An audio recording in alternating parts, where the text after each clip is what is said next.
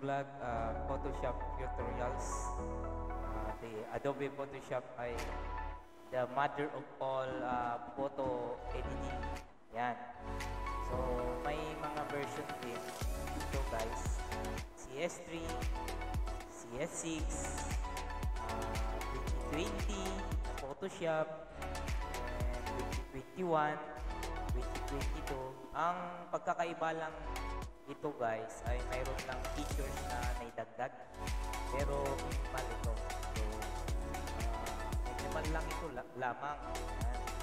Kung may tanong kayo guys or anything, please write me comment box or direct me to contact. May number na sa baba yan. Bukas number ko.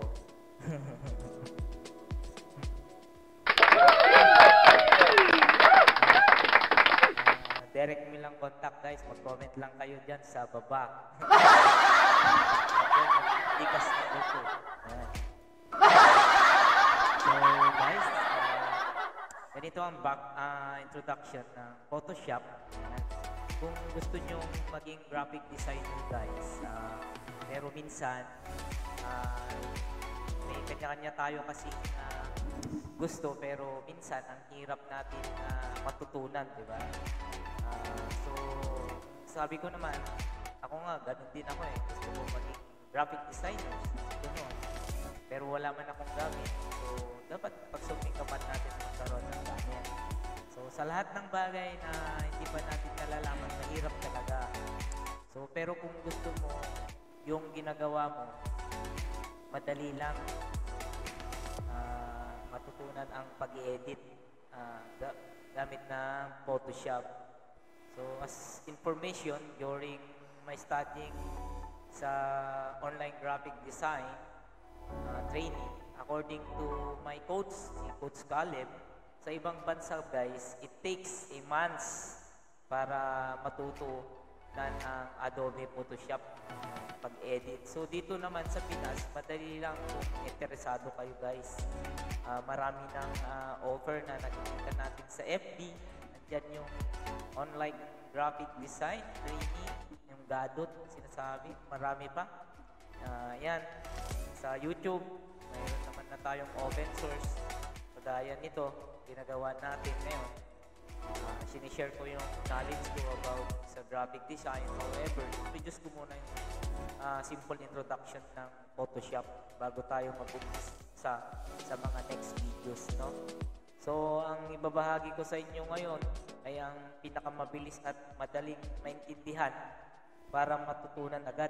Kung interesado ka guys, hindi ka nagkamaling pinanood ng videos ko na ito. Ito ang Adobe Photoshop. So, yung iba na hindi magagamit, skip na lang natin guys. So, yan. Isa pa, kung ang purpose mo guys ay matuto upang magamit mo ito sa iyong business, okay, check. Yan.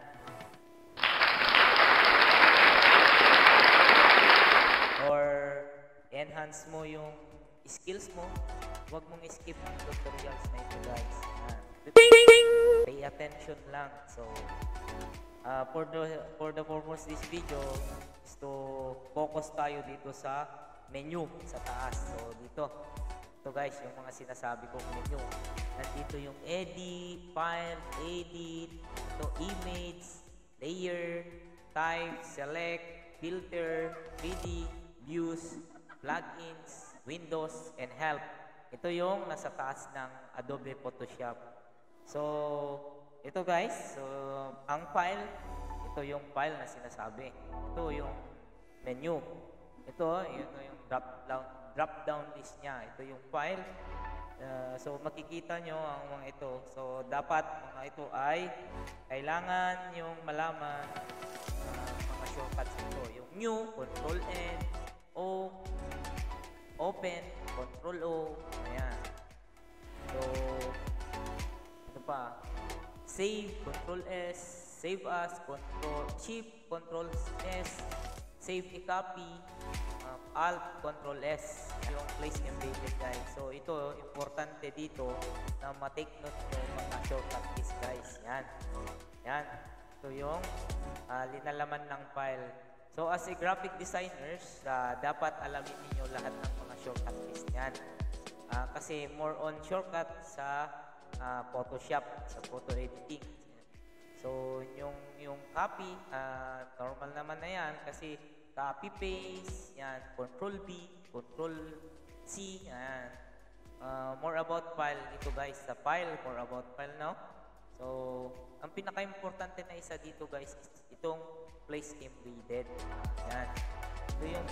Ito ang manual way to insert or import image sa inyong project, no?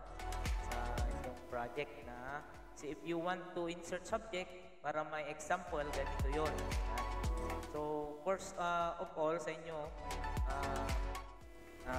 workstation, pero bago 'yan, mag-create muna tayo ng panibagong workstation or new project. New project muna guys.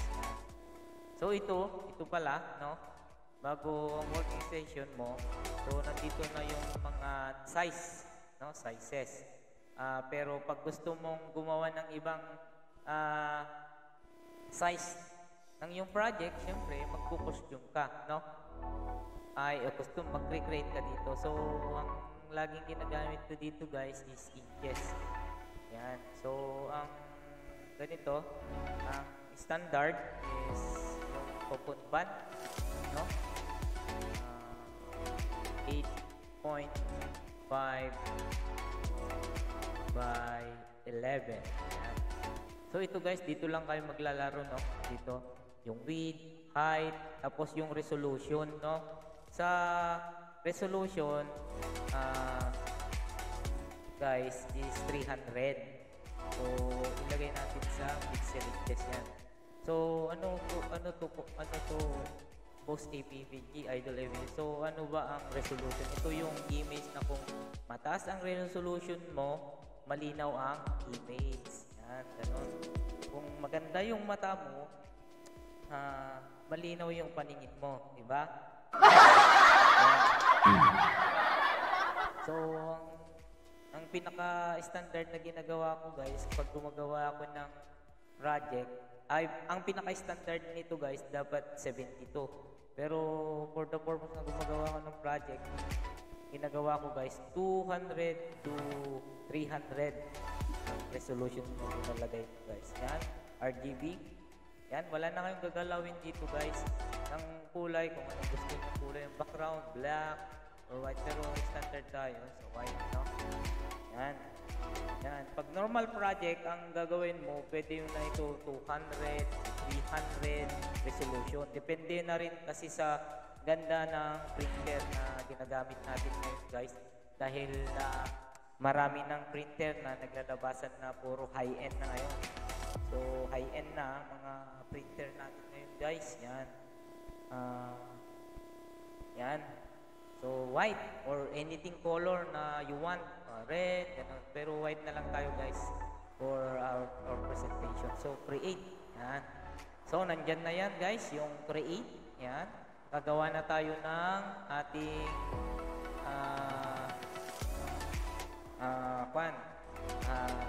work place or project. Yan. So gawin natin dito guys para hindi mawala itong project natin.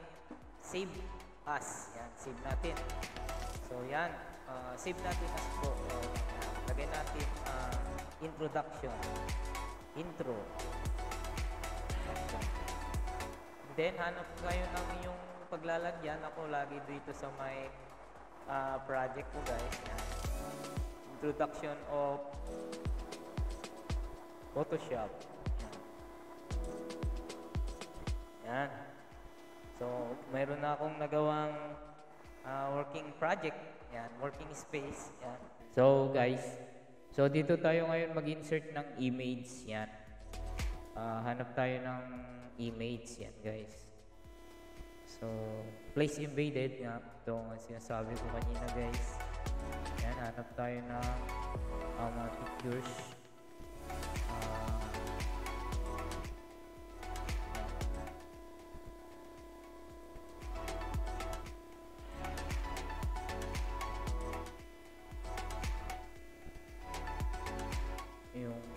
pictures. Doon na lang sa aking output kasi maayos to guys. Yan. Ito na lang yung anak ko. Yan. So, ito yung subject ko guys. Yan. So, nandyan siya. So, ang gagawin natin dito guys, ang sunod natin kasi nauna na kanina, nag-save ako. So, nakalagay na tayo ng subject. So, ang gagawin natin dito guys, yan na yung subject. So, laging ilalagay sa tool, no? Yan, nakalagay na ako ng subject guys. So, punta tayo sa save. So, pwedeng shortcut or pwede rin manual. So, save a copy, sabi niya. Pag dito guys, Shift Control S. Pag titignan nyo dyan guys, yan. So, ang pagpipilian nyo guys, yan. Konti lang guys, 1, 2, 3, 4. Nasa drop down. So, once na gusto nyo import ang pan dito guys, sisave mo siya as pag project pa lang PSD. Pero once na yung project mo is finished na guys, ang gagawin mong pagsisave, ulitin natin ito, pwedeng sa keyboard, Alt, Control, Shift, or dito sa file, pwedeng save a copy, Alt, Control, Shift, IS pala guys. So, pipiliin mo yung JPEG. Yan, kung gusto mo nang natapos na yung project mo guys. So, ito, JPEG, no? Yan. So, yan. As sample pa lang naman ito guys. Yan, dito, we'll see more choices, no? Yung sa sinabi ko kanina. Save, ito, Alt, Control, S, no? Ito, sabi niya, ang dito, click nyo yung mga format dito. Yan, explore na lang, no? Pipiliin mo dito is the JPEG and the PNG. So, itong JPEG guys, pag finished product mo na yung ginagawa mo project, no? And dito rin sa PNG, ang pinagkaiba lang kasi dito guys is yung complete na ito, JPEG, ito is mayroon siyang portion na transparent yung PNG. And ito din, importante din ito PSD guys, kasi kung na-save mo as yung project at kung na-delete mo na yung ganito mo, yung PSD mo, hindi mo na ma-edit kung mayroon kang revision. So, yun yung PSD, mahalaga rin yan. Dapat dalawa lagi ang pag-save niya. Kasi guys, kung mayroon kang babaguhin kung sa client mo, papabago siya ng font or something na maidadagdag, pwede mong balikan itong PSD. Pero pag nawala mo ng PSD, yung JPEG, back to zero na guys. So, yan ang pan ng file guys. Ito yung gamit ng file. So, next is punta tayo dito sa edit. Yan. So, edit, dyan yung undo, Control Z, yan. Toggle last state, copy, Control C, yung paste, Control V. Yan. So, ang importante lang naman dito na mahalaga, na importante. Ito yung what guys, yung transform. So, ito. Itong transform. Yan. Transform. Yan. Nandito yung wrap, scale, rotate, skew, distort, perspective. Yan, yung wrap. Tapos kung ipapaikutin mo yung pictures mo guys, yan, para mahilo-hilo ka kung papaikutin mo. Yan, guys. So, next is image. Yan, image, nandito yung mode. Yan, dati guys, yung ginagamit dito sa image is yung CMYK. Pero ngayon guys, high-end na yung mga printer natin. Dito na kayo, stick na dito sa GB. Yan, ito yung, at saka yung pinakakuan dito guys is kung titignan mo yung canvas size mo guys, nandyan. No? Pag inches, yan, 8.5 by 11, di ba? Yan. Yan yung images guys, yan, images. Yan. So, observe mo dito yung pinaka-setting up ng image, yung project, yun. Sa mode, yun. Sinabi ko kanina yun. Sa mode, makikita mo dyan yung RGB color. No? So, explore nyo na lang yung iba dito guys, no? Yan, ganito rin yung, dito rin yung layer. Yan, ito ang masasabi ko dito yung isang pinakamahalaga rin dito sa menu, yung layer. Kasi yung layer is patong-patong yan. Explanation din naman ng code ko dito, nung nag-aaral pa ako. Yung layer is parang burger. Diba, yung burger, pag bumili ka ng burger, lalo-lalo na yung double burger or yung double patties, di ba? Pag ilagay mo yung sa iba, yung lagay mo is yung baba niya is ham, sunod itlog, tapos may sauce, may patties, yan, may repolyo, may kamatis, yan, tapos pag tinakpan mo yung tinapay. So pag nakatayo ka, tapos ilinagay mo dun sa paa mo yung burger, guys. So, makikita mo lang dun yung nasa ibabaw. Ganon din yung layer. Yung layer. So, kung ano yung nasa ibabaw, ito yung sinasabi natin guys, baka mali ko kayo. Ito yung layer. Halimbawa, maglagay ako guys ng example. Yan. Magdadagdag tayo ng layer. Duplicate natin yan. Duplicate. Yan. Duplicate. Yan. And then, so, ito, just example lang ha. Yan. So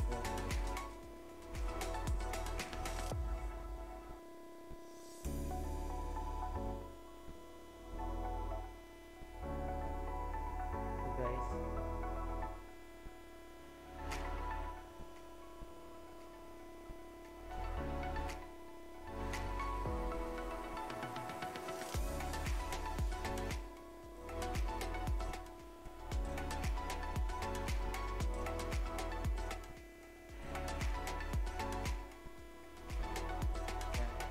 example lang ito guys para explain ko ayos.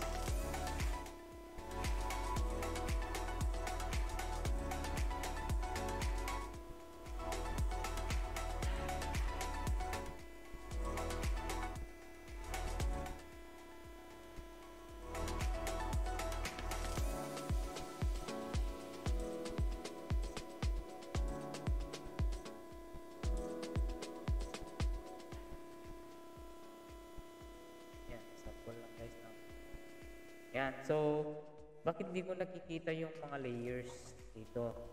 So, ang gagawin nyo guys, para makita nyo ito, pwede nyo i-drag. So, i-drag mo dito, yan, para iba-iba sila ng kulay. So, ito yung pinaka-main ko kanina guys. Ay, ito guys, yung pinaka-main ko. Ito yung pangalawa guys, pangatlo. So, pag pwede mong iwa-hiwalayin para makita mo yung layers na ginagawa. So, kung ano yung sinelect mo dito guys, yun yung gagalaw na layers. So, ganun lang guys. So, kung ano yung nasa ibabaw, yun yung nakikita. Baka magkalito-lito kayo yan. Ibabalik ko guys, no?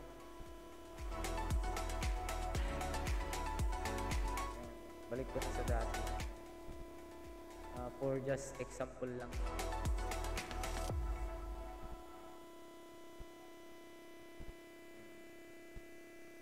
Ayan na. Ganun yung layers. Ganun yung trabaho ni layers. Kung ano yung pinindot mo dito, yun yung maidra-drag mo na galaw. Yan. Yan si layers guys. So next,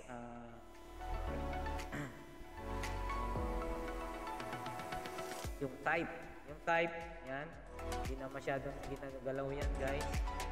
Yan. Kung selecting, yan. For selecting, yan. Importante lang dito is yung subject.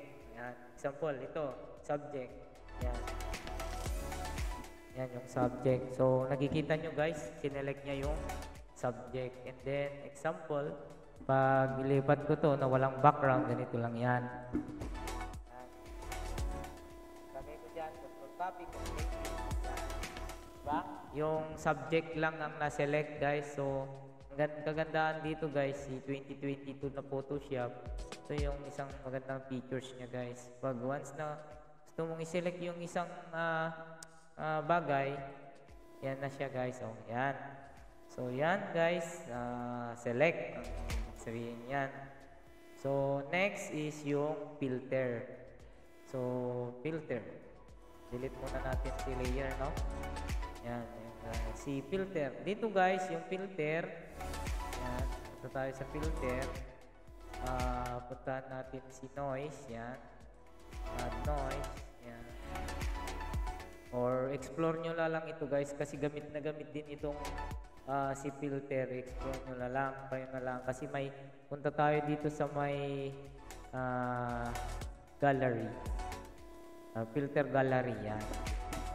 Yan guys. Ilitan natin guys para makita natin yung artistic, yan. Example ng artistic guys, yan. So, punta nga natin. Yan.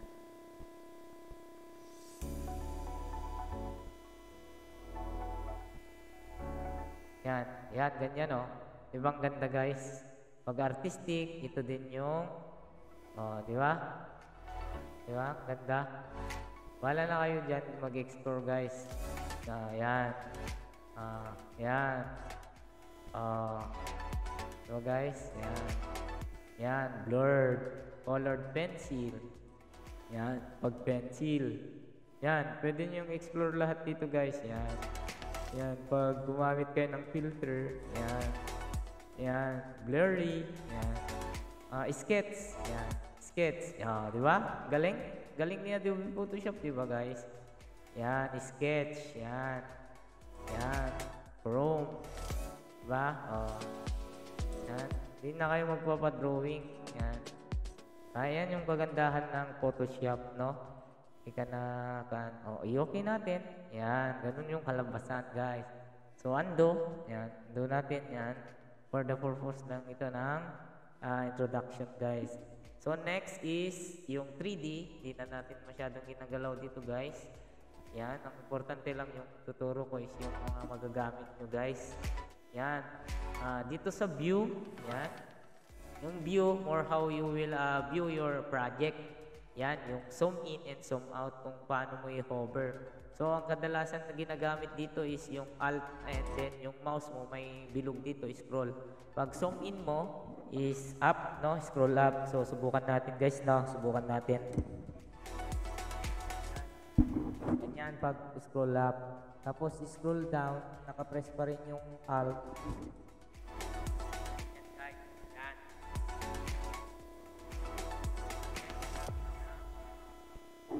Kung i-hold nyo din itong space bar, i-hold mo yung space bar, then ipagalaw mo yung mouse para may gagalaw-galaw siya. Ito yun guys.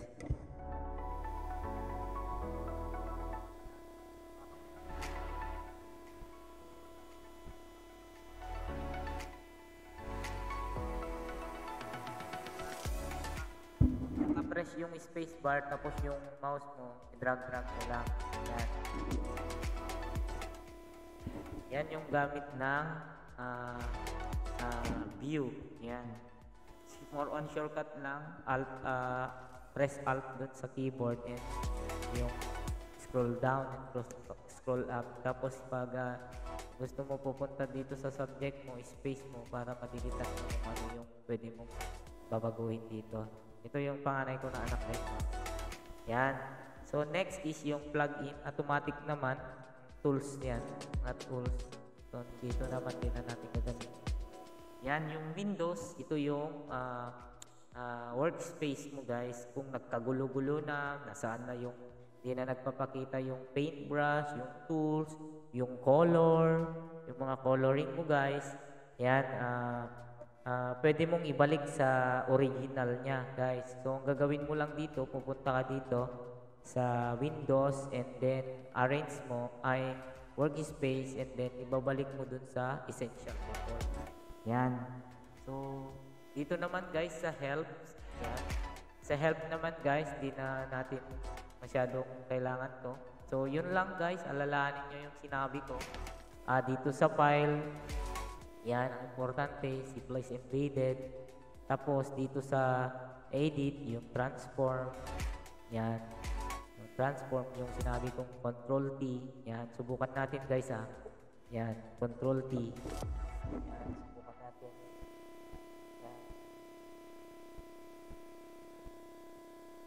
Yan. So yung transform guys, yan, transform control key.